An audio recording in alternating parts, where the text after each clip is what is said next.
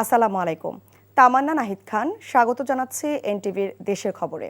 Crown cement শিরোনাম দেখছিলেন, এবার পুরো খবর।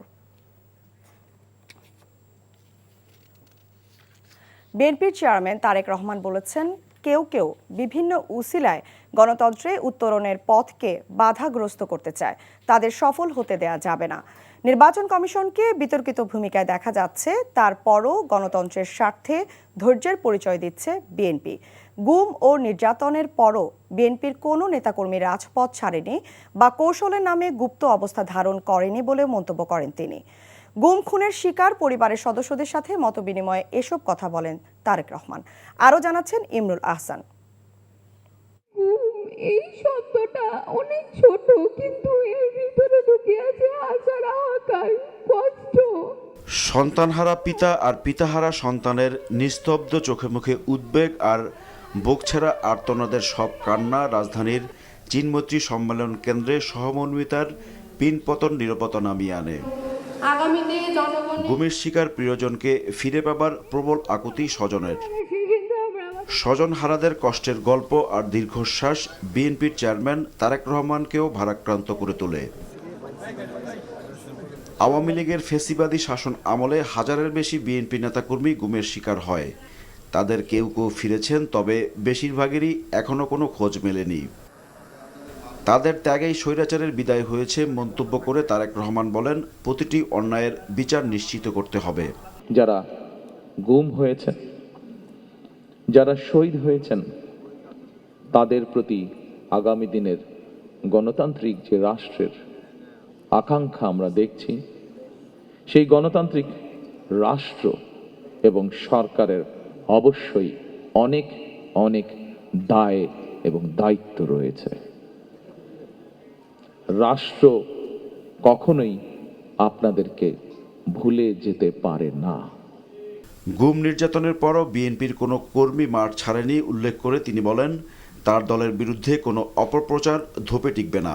কৌশলের নামে গুপ্ত কিংবা সুপ্ত বেশ ধারণ করেনি বিএনপির কর্মীরা। আমি বিশ্বাস করি, দৃঢ়ভাবে বিশ্বাস করি, যে দলের নেতাকর্মীরা অন্যায়ের বিরুদ্ধে এ ধরনের আপোষহীন ভূমিকা রাখতে পারে, সেই দলের বিরুদ্ধে ষড়যন্ত্র কিংবা অপপ্রচার চালিয়ে কেউ এই দলকে দমন করে রাখতে পারবে না, ইনশাআল্লাহ। তারেক রহমান বলেন, কোনো কোনো মহল গণতান্ত্রিক যাত্রাকে বাধাগ্রস্ত করতে চায়।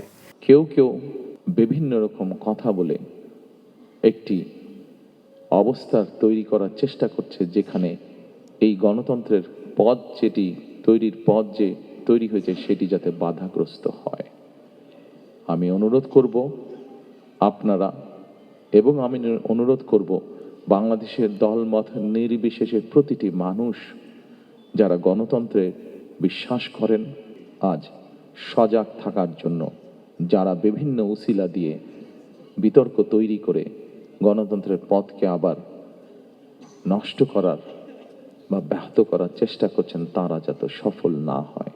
নির্বাচন কমিশনের ভূমিকা প্রশ্নবিদ্ধ মন্তব্য করে তিনি বলেন, এখনও ধৈর্যের পরিচয় দিয়ে যাচ্ছে বিএনপি। আমরা দেখেছি নির্বাচনের কমিশনের রিসেন্টলি কিছু বিতর্কিত ভূমিকা বা বিতর্কিত অবস্থান, তারপরেও দায়িত্বশীল রাজনৈতিক দল হিসাবে আমরা ধৈর্যের পরিচয় দিতে চাই। বিএনপি ক্ষমতায় গেলে শহীদদের নামে সড়ক ও বিভিন্ন স্থাপনার নামকরণ করা হবে বলে প্রতিশ্রুতি দেন Tarek Rahman. Imrul Ahsan, NTV news, Dhaka. Appeal কক্ষে বাক বিতণ্ডা, হাতাহাতি সহ নানা নাটকীয়তার মধ্যে নির্বাচন কমিশনে ৮ম দিনের আপিল চলছে। ইসির আপিল শুনানি কক্ষে এনসিপি নেতা হাসনাত আবদুল্লাহ ও তার আইনজীবীর সাথে ফেনী ৩ আসনের বিএনপি প্রার্থী আব্দুল আওয়াল মিন্টুর বাক বিতণ্ডা ও হাতাহাতির ঘটনা ঘটে। পরে শুনানি কক্ষে নিরাপত্তা জোরদার করা হয়। পরে কুমিল্লা 4 আসনে এনসিপি প্রার্থী হাসনাত আবদুল্লাহর প্রার্থিতা বাতিল চেয়ে করা আবেদন নামঞ্জুর করে নির্বাচন কমিশন। একই আসনে বিএনপি মনোনীত প্রার্থী মঞ্জুরুল আহসান মুন্সির মনোনয়ন বাতিল করেছে নির্বাচন কমিশন। চট্টগ্রাম 4 আসনে বিএনপি প্রার্থী আসলাম চৌধুরীর বিরুদ্ধে 2,177 কোটি টাকা ঋণ থাকায় তার আপিলটি পেন্ডিং রাখা হয়েছে। এদিকে আচরণবিধি নিয়ে নির্বাচন কমিশনের কাছে কারণ দর্শাও নোটিশের ব্যাখ্যা দিয়েছেন বাংলাদেশ খেলাফত মজলিসের নেতা মামুনুল হক। এ মুহূর্তে নির্বাচন কমিশনে ব্রিফিং করছেন কুমিল্লা 4 আসনে 10 দলীয় জোটের প্রার্থী হাসনাত আবদুল্লাহ। আমরা সরাসরি চলে যাচ্ছি তার বক্তব্যে। যারা আছেন, আপনাদের মতো যারা আছেন, যারা হচ্ছেন এলিট ব্রিড, আপনারা কোন মুখে আমাদেরকে ব্লাডি সিটিজেন বলে কোন মুখে আবার হচ্ছে গরিবদের কাছে ভোট চাইতে যাবেন? আপনারা নির্বাচনের আগে ইস্ত্রি করা পাঞ্জাবি আর বড় টুপি পরে একদম ইরি খেতে নেমে যান। এই মানুষ এই হিপোক্রেসি এখন এগুলা বুঝে। আপনারা গার্মেন্টস শ্রমিক ফুটপাতে এখন যে যাচ্ছেন ভোট চাইতে ব্লাডি সিটিজেনের কাছে, আপনারা ম্যান্ডেটের জন্য ঠিকই ব্লাডি সিটিজেনদের কাছে আসেন। রাস্তার মধ্যে রক্ত দেয় ব্লাডি সিটিজেনরা। এই ব্লাডি সিটিজেনের রক্তের উপরে দাঁড়িয়ে আপনারা বিদেশে ব্যবসা করেন, ছেলে মেয়েদেরকে বেগম পাড়ায় রাখেন, সেফ এক্সিট নেন, ডুয়েল সিটিজেনশিপ নেন এবং নিরাপদ যখন দেখেন তখন বাংলাদেশে এসে ব্লাডি সিটিজেনদের রক্তের উপরে দাঁড়িয়ে তখন আবার নির্বাচনে দাঁড়াবেন। আর নির্বাচনে যদি দেখেন উত্তর দক্ষিণ হয়েছে আবার তখন দেশ থেকে পালিয়ে যাবেন। এই ধরনের বাংলাদেশ আমরা 24 পরবর্তী সময়ে আমরা এই বাংলাদেশ দেখতে চাই না। সেটি নিয়ে আমরা নির্বাচন কমিশন আপত্তি জানিয়েছি এবং সকল আইনজীবী এই জহিরুল ইসলাম মুসার প্রতি যে ধরনের আচরণ করা হয়েছে এটা সকল আইনজীবীদের প্রতি আমি মনে করেছি এটা তাদের মানহানি করা হয়েছে। এবং কমিশনের মধ্যেই সকল পক্ষের আইনজীবী, শুধুমাত্র যে জহিরুল ইসলাম মুসা না, সকল পক্ষের আইনজীবী, এখানে বিএনপি পন্থী বা অন্যান্য যেই আইনজীবীরা ছিলেন সবাই সেটা এই আব্দুল আওয়াল মিন্টুর আচরণে আহত হয়েছেন এবং তারাও সেখানে ইনস্ট্যান্ট তারা প্রতিবাদ জানিয়েছেন।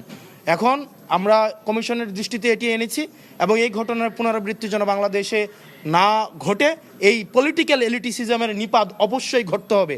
তারা তাদের মনোজগৎকে চেঞ্জ করতে হবে।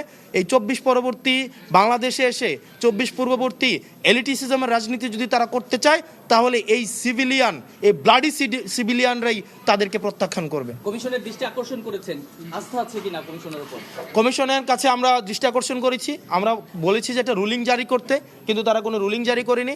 একটা হচ্ছে অনেকটা এরকম যে তারা জাস্ট একটা এড়িয়ে গিয়েছে বিষয়টা।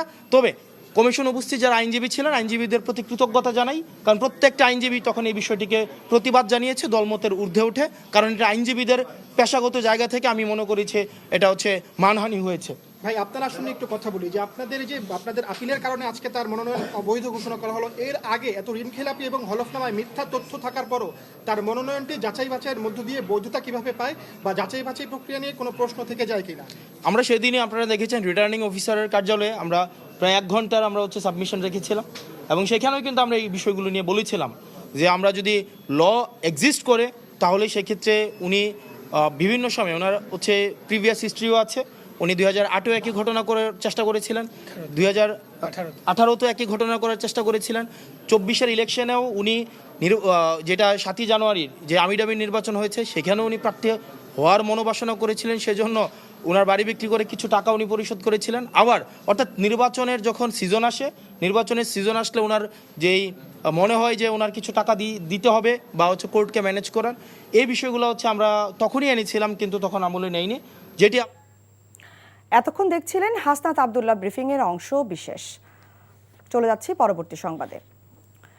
যারা জুলাই অভ্যুত্থানের পক্ষে, ফ্যাসিবাদের বিপক্ষে, তারা হ্যাঁ ভোটের পক্ষে প্রচারণা শুরু করেছে বলে জানিয়েছেন পল্লী উন্নয়ন ও সমবায় মন্ত্রণালয়ের উপদেষ্টা আদিলুর রহমান খান। সকালে কক্সবাজার পাবলিক লাইব্রেরির শহীদ সুভাষ হলে গণভোট 2026 সংক্রান্ত জনসচেতনতামূলক সভায় তিনি একথা বলেন। সভায় আগামী 12 ফেব্রুয়ারি সকাল থেকে সপরিবারে ভোট কেন্দ্রে গিয়ে উৎসব মুখর পরিবেশে হ্যাঁ ভোটে সিল দিয়ে এবং নিজেদের পছন্দের রাজনৈতিক ব্যক্তিদের সংসদে পাঠাতে নির্বাচিত করার আহ্বান জানান উপদেষ্টা। যে বাংলাদেশ ভোট দিয়ে তার জনপ্রতিনিধি নির্বাচন করবে এবং জিজ্ঞেস করবে আপনি কি করলেন আমার জন্য। আর আমরা ওই বাংলাদেশ চাই যেখানে জুলাই সনদের ভিত্তিতে বাংলাদেশের আগামী 100 বছরের ভাগ্য নির্ধারিত হয়ে যাবে। জনতার কাফেলা হ্যাঁ ভোটের পক্ষে, জনতার কাফেলা জুলাই সনদের পক্ষে, জনতার কাফেলা নতুন বাংলাদেশের পক্ষে। দেশকে এগিয়ে নিতে হলে প্রতিটি জনপদে নতুন প্রজন্মের প্রতিভা বিকাশ করতে হবে উল্লেখ করে তত্ত্বাবধায়ক সরকারের সাবেক উপদেষ্টা ডক্টর হোসেন জিল্লুর রহমান বলেছেন, এজন্য নবীন প্রবীণের যৌথ প্রয়াস জরুরি। দুপুরে চট্টগ্রামে অনুষ্ঠিত বাংলাদেশ ইকোনমিক্স অলিম্পিয়াড 2026-এর আঞ্চলিক পর্বের পুরস্কার বিতরণী অনুষ্ঠানে তিনি এসব কথা বলেন। এতে বিভাগের বিভিন্ন শিক্ষা প্রতিষ্ঠানের 5 শতাধিক শিক্ষার্থীরা অংশ নেন। শিক্ষার্থীদের মাঝে অর্থনীতি সম্পর্কে আগ্রহ তৈরির উদ্দেশ্যে আয়োজিত অনুষ্ঠানে সভাপতিত্ব করেন বাংলাদেশ ইকোনমিক্স অলিম্পিয়াডের চেয়ারম্যান ডক্টর হোসেন জিল্লুর রহমান। গত বছর রাজস্ব আয় ও প্রবৃদ্ধির ক্ষেত্রে বড় ধরনের সাফল্য অর্জন করেছে চট্টগ্রাম বন্দর কর্তৃপক্ষ। সেবার মান বাড়িয়ে অপ্রয়োজনীয় ব্যয় কমিয়ে আনাই এ সাফল্যের কারণ বলে জানিয়েছেন সংস্থাটির ঊর্ধ্বতন কর্মকর্তারা। চট্টগ্রাম বন্দর কর্তৃপক্ষের তথ্য মতে 2025 সালে বন্দর কর্তৃপক্ষ রাজস্ব আয় করেছে 5,460.18 কোটি টাকা। একই সময়ে রাজস্ব ব্যয় হয়েছে 2,317.50 কোটি টাকা। অর্থাৎ ওই বছরে বন্দর কর্তৃপক্ষের উদ্বৃত্ত রাজস্বের পরিমাণ 3,142.68 কোটি টাকা, যা গত 5 বছরের মধ্যে সর্বোচ্চ। এবছর সংস্থাটির রাজস্ব আয় আগের বছরের তুলনায় বেড়েছে 7.55%। এই ছিল দেশের খবরে।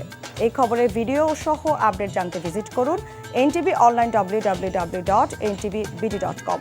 এছাড়াও এনটিভির জনপ্রিয় সব অনুষ্ঠান ও খবরের আপডেট জানতে ভিজিট করুন আমাদের ইউটিউব ও ভেরিফাইড ফেসবুক পেজ। 6টায় ইভিনিং নিউজ দেখার আমন্ত্রণ রইল। ধন্যবাদ সবাইকে।